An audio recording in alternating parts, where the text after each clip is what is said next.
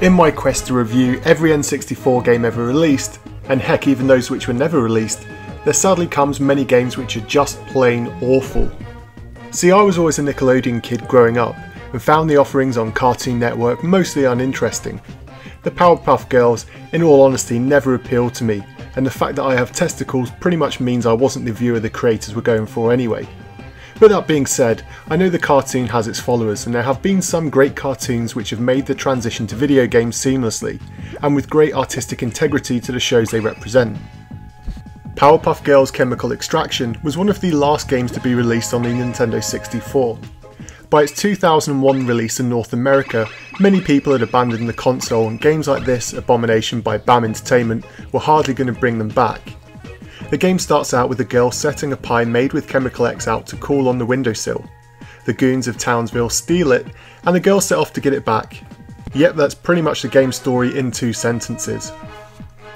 When starting the game, you have a choice of any of the 3 girls to choose from, and you have to defeat enemies in small rooms in battles to progress on to the next. If you've played the awesome Power Stone on the Dreamcast, then it's the same idea, however the execution here is horrific. At the start of each battle, you have 1 jar of Chemical X, and so does your opponent. There's also a 3rd one in the room to find, and when you take hits or hit your opponent, they will drop theirs. If you collect all 3 jars, then you get to use your character's laser eyes. Aside from that, you can punch, kick and throw objects at your opponent, and they can do the same to you. The problem is that the game mechanic is so broken, the only way to defeat your opponent is to constantly use your flying attacks which do the most damage. Anyone playing the game who tries to rely on standard punches and kicks will have no chance. The AI is insanely hard for a kid's game, even on the basic difficulty. They all seem to have no issue with coming at you like a spider monkey and kicking your ass non-stop even if you're cornered and have no way to defend yourself. In many cases, letting your opponent get a single hit can mean you will lose the round, as they'll quickly continue to pummel you. With all the levels being so small and confined, it's easy to get stuck with nowhere to escape to. Another area which is totally unfair is the speed at which you move. Whilst your enemies will quickly dash across the room, throwing various objects at you and dodging anything you throw at them, your character moves at a snail's pace even when flying. Essentially, whatever you do in the game, they can do almost twice as quickly, which ruins any fun and also skill in the game. When you do eventually defeat an enemy, most likely by using the aerial attacks non-stop, then you will unlock them in the multiplayer mode and move on to the next goon to repeat the whole process again. The game is incredibly linear, and completing the game with all 3 characters shouldn't take you more than an hour. After that, there is a multiplayer mode, but it's just more of the same garbage gameplay. Also, if you offer to play this with a friend, you'll actually have more fun in real life, as you'll try to avoid them throwing the console at your face and dodging the beatdown that you most rightly deserve. Graphically, as you can see, the game is quite nasty.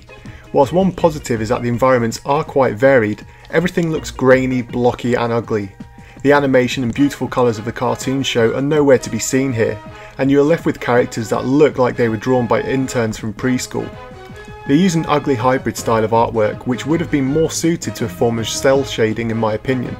The characters also animate poorly and everything looks clunky with a huge amount of clipping to boot. Rounding off this travesty of a game is the awful sound. The voice clips are all muffled and overly repetitive, and the in-game music is the same short loop over and over again, which after 5 minutes of playing will leave you turning the sound off.